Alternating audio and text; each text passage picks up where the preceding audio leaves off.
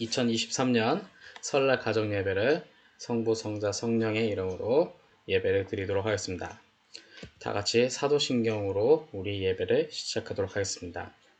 전능하사 천지를 만드신 하나님 아버지를 내가 믿사오며 그 외아들 우리 주 예수 그리스도를 믿사오니 이는 성령으로 잉태하사 동정녀 마리아에게 나시고 본디오 빌라도에게 고난을 받으사 십자가에 못 박혀 죽으시고 장사한 지 사흘 만에 죽은 자 가운데서 다시 살아나시며 하늘에 오르사 전능하신 하나님 우편에 앉아 계시다가 저로서 산자와 죽은 자를 심판하러 오시리라.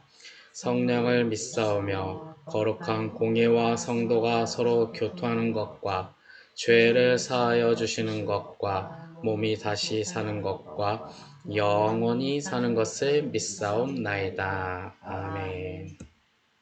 다 같이 찬송가 559장 찬송가 559장 같이 찬송하도록 하겠습니다. 찬송가 559장입니다. 찬송가 559장입니다. 사철의 봄바람 불어있고 하나님 아버지 모셨으니 믿음의 반석도 든든하다. 우리 집 즐거운 동산이라. 고마워라 임마누엘 예수만 섬기는 우리 집. 고마워라 임마누엘 복되고 즐거운 하루하루. 어버이 우리를 고이시고 동기들 사랑에 뭉쳐있고 기쁨과 설움도 같이 하니 한간의 조가도 천국이라. 고마워라 임마누엘 예수만 섬기는 우리 집. 고마워라 임마누엘 복되고 즐거운 하루하루. 아침과 저녁에 수고하여 다 같이 일하는 온 식구가 한 상에 둘러서 먹고 마셔. 여기가 우리의 낙원이라. 고마워라 임마누엘 예수만 섬기는 우리 집. 고마워라 임마누엘 복되고 즐거운 하루하루. 아멘. 오늘 우리가 같이 읽은 말씀은 로마서 12장 14절에서부터 15절까지의 말씀입니다. 오늘 우리가 같이 읽은 말씀은 로마서 12장 14절에서부터 15절까지의 말씀입니다. 단 2절 정도 되는 말씀입니다. 오늘 우리가 같이 읽은 말씀은 로마서 12장 14절에서부터 15절까지의 말씀입니다. 오늘 우리가 같이 읽을 말씀은 로마서 12장 14절에서부터 15절까지의 말씀입니다. 두 구절이기 때문에 다 같이 한 목소리로 읽도록 하겠습니다. 자, 하나, 둘, 셋. 너희를 박해하는 자를 축복하라. 축복하고 저주하지 말라. 즐거워하는 자들과 함께 즐거워하고 우는 자들과 함께 울라. 아멘. 우리를 대표해서 이송은 장로님께서 대표로 기도해 주시겠습니다. 감사하신 아버지 하나님, 이렇게 아버지 하나님 지난해도 주님 안에서 이렇게 잘 지내게 하시고 새해를 맞이하여 아버지 앞에 첫 예배로 이렇게 올리옵나이다. 아버지 하나님, 우리는 하나님께서 귀히 뽑은 아버지 종의 가정으로서 어린 종을 이렇게 아버지 하나님 주님께 드렸나이다. 아버지 하나님, 어찌 인간의 뜻으로 할 수 있겠나이까. 아버지께서 쓰시고자 하시는데 아버지 하나님 드렸습니다. 아무쪼록 아버지 주님 뜻대로 크게 사용만 하여 주시옵소서. 아버지 금년에도 아버지 서로가 사람을 만날 때 아버지 하나님 서로가 성령으로 아버지 마음을 주고 받을 때 우리 하나님께서 늘 계시어서 항상 사랑으로 인도할 수 있는 은혜 허락하여 주시옵소서. 말씀의 은혜 주시옵소서. 사랑의 은사 주시옵소서. 아버지 하나님, 그리하여 온전히 아버지 주님 말씀을 늘 아버지 서로 간에 형통할 수 있게 하여 주시옵소서. 아버지 하나님, 금년에는 아버지 하나님 더 큰 하시고자 하시는 뜻도 다 이루어 주시고 아버지 하나님, 온전히 아버지 하나님 주님 합당한 짝도 주시어서 온전히 아버지 둘이 아버지 하나님 주여 주의를 할 수 있게 하여 주시옵소서. 육체에 항상 건강 주시고 남을 대할 때마다 아버지 하나님 큰 뜻으로 사랑으로 인도하여 주시옵소서. 아버지 하나님, 본기에도 이렇게 주의 종 아버지 하나님 주여 목사님 사모님과 항상 아버지 하나님 뜻을 같이 하게 하시고 늘 아버지 은총 안에 지켜 주시옵소서. 많은 성도들 온전히 아버지 주님께 아버지 하나님 늘 이렇게 아버지 대하오니 아버지 하나님 그들도 항상 온전히 아버지 사랑과 평안함을 아버지 하나님 의논할 수 있게 하여 주시옵소서. 아버지 시내 이렇게 오지 못했습니다. 주님 온전히 그 마음 이롭지만은 하나님 오신 마음이 기쁜 마음이 될 줄 믿습니다. 아버지 하나님 이롭고 쓸쓸하지 않게 하시고 주님 일 아버지 계시어서 하고자 하는 일에 형통할 수 있게 하여 주시옵소서. 우연히 수연히 위에 지혜와 명철을 주시어서 늘 강건하고 건강으로 아버지 잘 아버지 하나님 주여 잘할 수 있게 하여 주시옵소서. 아버지 하나님 긴기월 삼어 주께서 지켜주시어서 늘 하나님 모신 맘에 늘 아버지 하나님 의지가 됩니다. 아버지 하나님 늘 아버지 하나님 마음속에 기쁨이 넘칩니다. 사랑의 하나님 주께서 늘 도우시고 아버지 하나님 슬픈 일도 기쁨으로 만들 수 있는 아버지 하나님 은혜 허락하여 주시옵소서. 말씀의 종이 될 수 있게 하시고 누구를 만나든지 항상 전도하며 주님 말씀 자랑할 수 있는 귀한 요정이 될 수 있게 하여 주시옵소서. 아버지 하나님 주여 이 시간도 아버지 이 가정에 금년에 합당한 말씀으로 아버지 하나님 주시겠사오니 주께서 아버지 하나님 허락하시고 입을 열면 아버지 은혜스러운 말씀만 터져 나올 수 있는 어린 종이 될 수 있게 하여 주시옵소서.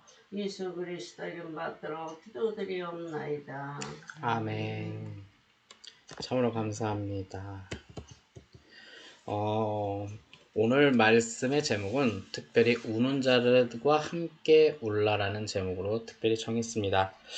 어쩌면 여러분들께서 생각하기에 이게 가정 예배와의 제목과 무슨 연관성이 있을까라고 여러분들께서 생각하실지도 모르겠는데요.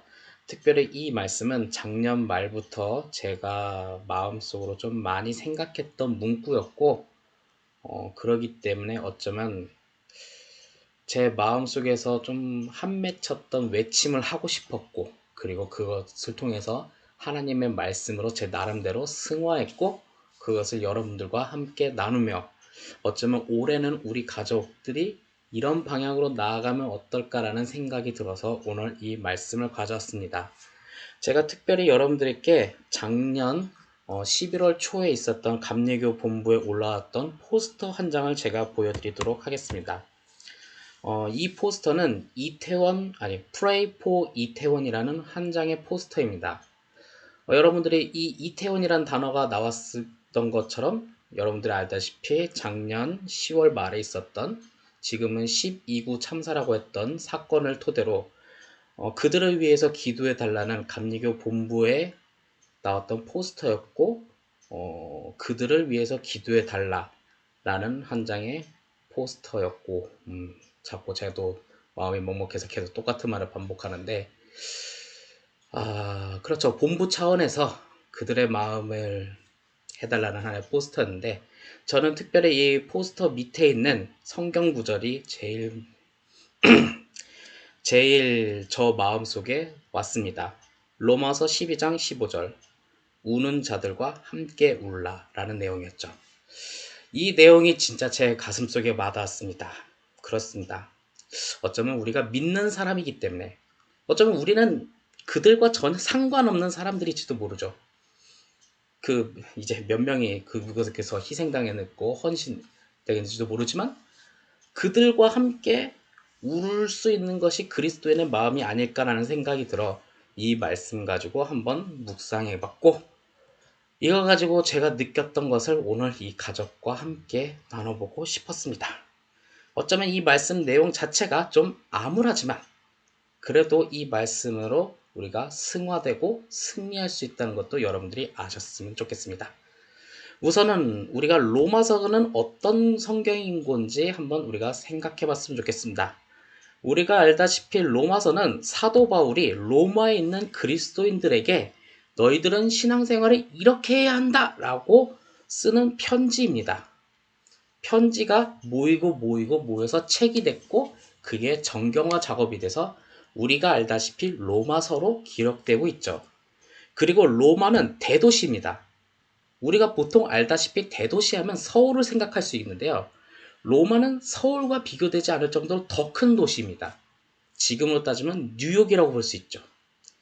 세상에서 많은 사람들이 모여있는 나라가 중국이라면, 세상에서 많은 사람들이 모여있는 도시가 바로 뉴욕이고요. 그곳에는 지식인들 중에 지식인들이 모여있고, 부유한 사람들 중에 부유한 사람들이 모였고, 또 권력자들 중에 권력자들이 모여있죠. 또 어느 한편에서는 불황자 중에 불황자들이 모여있고요. 거지들 중에 거지들이 모여있는 곳입니다. 뉴욕이 그런 도시였고, 또한 로마 또한 빈부격차는 엄청나게 심했으며 사람들 삶의 끝과 끝이 모여있는 도시였습니다. 그래서 사도 바울은 그곳에서 너희들 그리스도인들은 어떻게 살아야 하는지에 대해서 써준 것이 바로 로마서죠.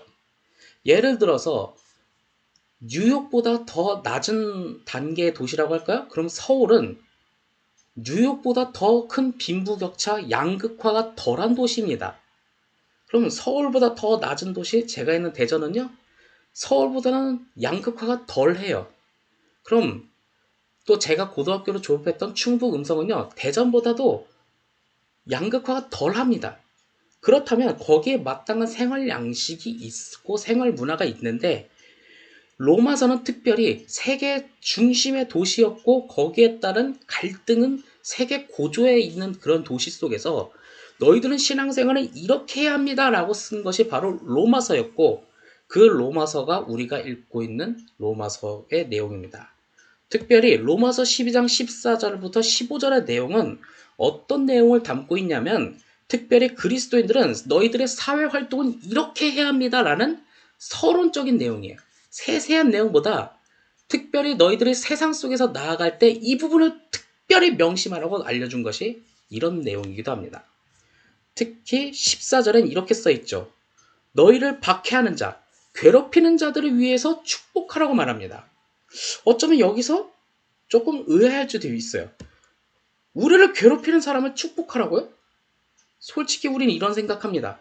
아니, 괴롭히는 사람이 있으면 솔직히 배로 갚아주는 게 당연할지도 모릅니다. 우린 어쩌면 교회를 다닌다는 이유만으로 주일날에 교회를 갑니다. 근데 솔직히 말해서 세상 사람들처럼 주일날에 일을 하면요, 돈을 더 많이 벌어요.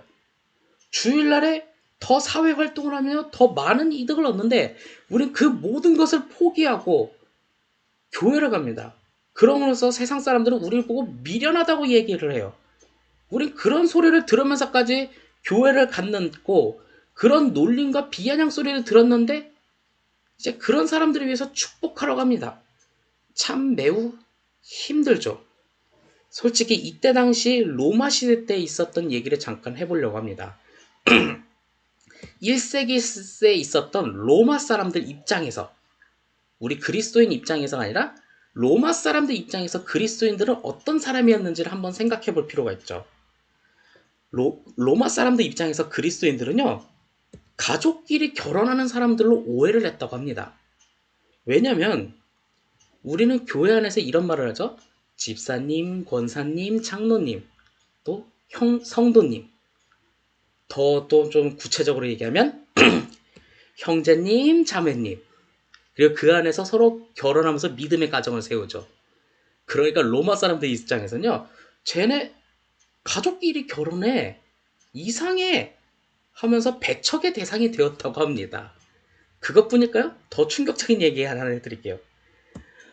물론 이 형제님, 자매님은 서로 우리가 존중하는 의미에서 했는데 로마 사람들은 그걸 오해했다고 합니다. 그래서 배척했고 그러다 보니까 박해하는 대상이 되어버렸다는 얘기가 있죠. 또 다른 것은 로마 사람들은 그리스도인을 볼 때 인육을 한다고 오해를 했다고 해요. 왜 그러냐 하면 우리 성찬식 때 이런 말을 하죠. 이것은 예수 그리스도의 피와 살입니다. 근데 그게 진짜 피와 살인가요? 아니죠. 그것은 예수 그리스도의 십자가의 고난에 대해서 기념하고 기억하고 맹세하기 위해서 우리는 그것을 사실은 빵과 포도주스지만 그것을 보면서 예수 그리스도의 피와 살이라 생각하면서 먹음으로써 예수님을 더욱더 기억하기 위함인데 그걸 모르는 로마 사람들은 쟤네 인육을 하는 사람들이야 하면서 오해를 하면서 쟤넨 이상한 사람들이라면서 박해를 했다고 합니다.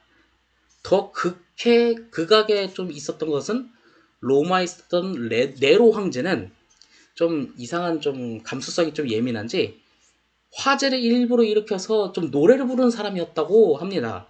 그러다 보니까 화제를 일부러 일으켰는데 로마 사람들이 많이 다쳤나 봐요. 그러다 보니까 네로 황제가 위기감을 느껴서 그 화제는 내가 일으킨 게 아니다. 그리스도인들이 일으켰다. 왜? 증거는 뭐냐? 쟤네들은 기도할 때 이렇게 말하지 않느냐. 성령의 불을 내려주소서. 근데 그게 진짜 성령의 불이 어떻게 있습니까? 주님의 영이 우리와 함께 하소서라는 간절한 기도와 소원의 의미를 담고 있는데 그거를 문자 그대로 네로 황제가 말해서 쟤네 성령의 불을 내려줬을 때니 진짜 화제가 난 거다. 쟤네 나쁜 놈이야. 하면서 박해가 더욱더 심해졌죠. 물론 그 사건 때문에 사도 바울이 순교하는 결정적 계기가 되었다고도 합니다. 이런 것 때문에 박해하는 사람들이 많았는데 사도 바울은 이렇게 말을 합니다. 오히려 그 박해하는 자들을 위해서 축복하라. 이것은 뭐냐? 사도 바울은 그걸 그리스도의 사랑으로 서로 축복하면서 오히려 분노가 아니라 축복하면서 오해와 편견을 극복하라고 말하는 거예요. 오히려 그 원수 같은 사람들, 우리를 괴롭혔던 사람들, 어쩌면 굶주린 사자굴 속에 던져놨던 그 콜로세움에 던져놨던 사람들지라도 그래도 그들에게 사랑과 축복을 하며 그것을 극복하라고 말을 하고 있는 거죠. 그럼 잠깐 우리의 이야기를 할게요. 솔직히 21세기는 우리 코로나 팬데믹 시대. 이제는 조금 좀 무뎌진 것 같기도 합니다. 근데 다음 주면 실내에서도 마스크도 벗는다고 해요. 하지만 여전히 우리는 좀 공포 속에서 살고는 있긴 합니다. 그런데 이 시대를 지나다 보니까 우리 교회에 대해서 오해하는 사람들도 있고 교회에 대해서 미워하는 사람들이 생겨나기 시작했어요. 특히 교회에만 가면 코로나가 걸린대요. 교회에만은 아니잖아요, 솔직히. 교회에만 가면 코로나 걸리나요? 아니요, 모든 곳에서 코로나가 다 걸려요. 그래서 우리는 모든 곳에서 다 조심해야 한다. 교회에만 가면 걸리는 건 아니잖아요. 그런데 우리는 그때마다 솔직히 화가 납니다. 근데 이 말씀대로 하면 우리는 그들에게 있어서 분노가 아닌 축복으로 그리스도의 사랑으로 그들의 오해를 극복해 나가야 한다는 거예요. 솔직히 말해서 저도 이렇게 따지는 사람들 좀 많이 만납니다. 특히 불황자들이 교회 문을 꽝꽝꽝꽝 두드리면서 한 푼만 달래요. 안 줬죠. 안 주니까 욕 비속어로 막 하더라고요. 그때마다 특히 그때마다 이 코로나 얘기를 하면서 저도 마음속에 화가 납니다. 참 안타깝죠. 우리 현실이 그렇지만 이 말씀에 빗대어서 우리 자신을 돌아보면요. 우리는 이 위기를 분노가 아니고 화가 아니고 폭력이 아니라 폭력을 폭력으로서 대하는 것이 아니라 악을 악으로서 대하는 것이 아니라 악을 선으로서 축복과 그리스도의 사랑으로 이 오해와 편견을 극복하라고 우리에게 조언하고 있는 거예요. 또 15절에 이렇게 말합니다. 이건 좀 같이 한번 읽어봤으면 좋겠습니다. 왜냐? 제가 너무 감동이 되는 구절이 있기 때니까. 같이 한번 읽어보겠습니다. 하나, 둘, 셋. 즐거워하는 자들과 함께 즐거워하고 우는 자들과 함께 울라. 이거는요, 저는 이렇게 해석해 봅니다. 로마 시대에 있는 사회적 이슈에 대해서 반응하라고 저는 좀 해석해 봤어요. 이때 당시 사람들은 로마한테 너무 핍박 많이 받고 너무 피해를 받으니까 어쩌면 로마가 하는 모든 행동에 대해서 이렇게 생각할 것 같아요. 무조건 비판하는 거. 너희는 예를 들어서 길 가다가 넘어지면 이거 다 로마가 잘못했어.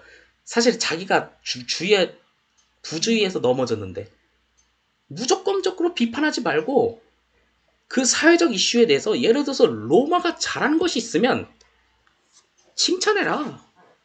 그리고 로마가 슬퍼하는 일이 있으면 함께 슬퍼해라.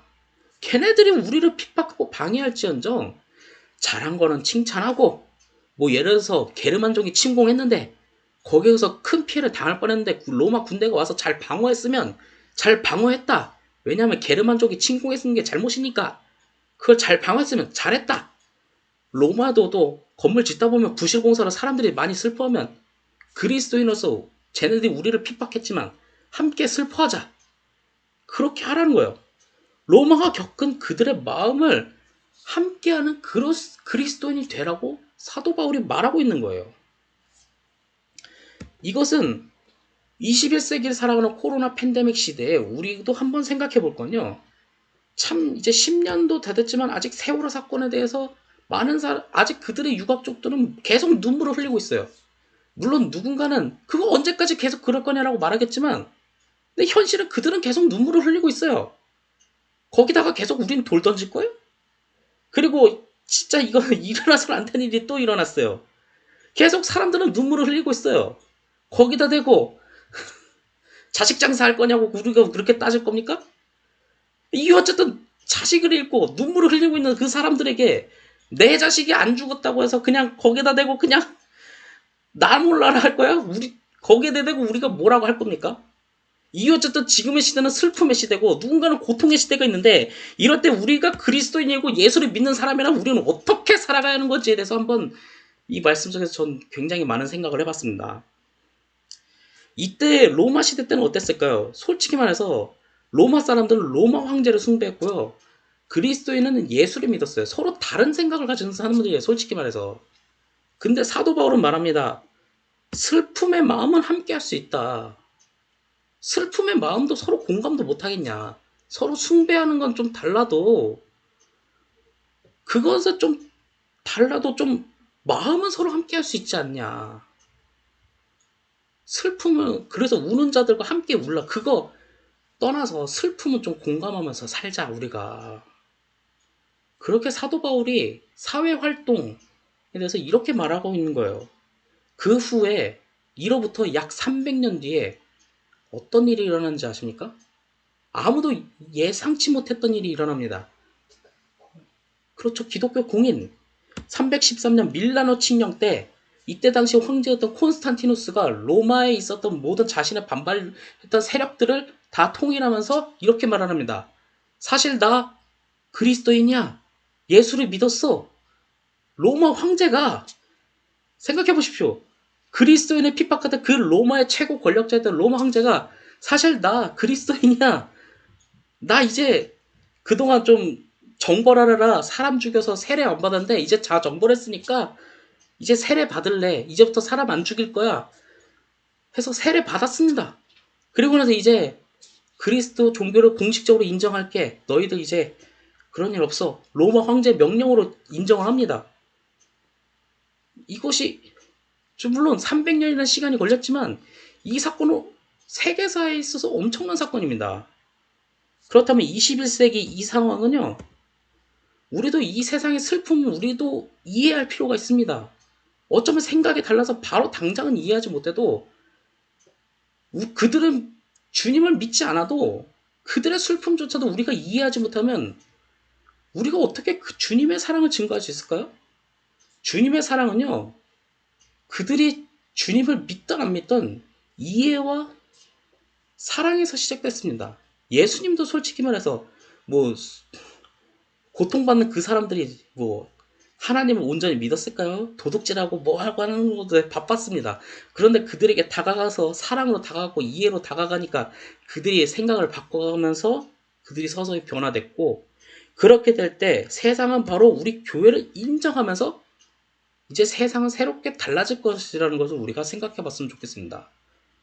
너무 뭐랄까 지금 이 상황은 누군가는 눈물을 흘리고 있는데 거기에 왜 돌을 던지고 있을까요? 참 안타깝습니다.